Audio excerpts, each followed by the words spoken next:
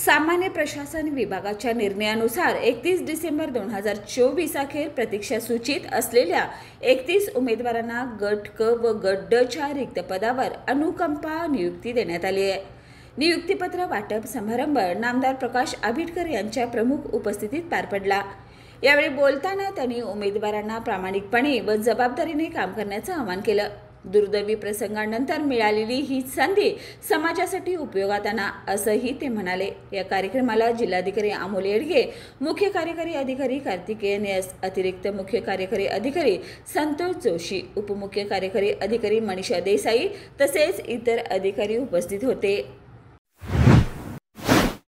बाळ, फ्रीजमधून श्रीखंड काढ ना। आम्ही पूर्वी घरीच बनवायचो श्रीखंड, त्याची चवच वेगळी होती। आता काय सगळं रेडीमेड।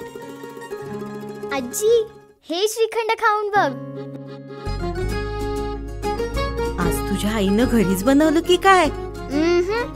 हे आहे गोकुळचं श्रीखंड। अगदी जिभेवर रेंगाळणार। जिभेवरच नाही तर मनावरही रेंगाळणार। गोकुळ श्रीखंड, मनावर रेंगाळणार।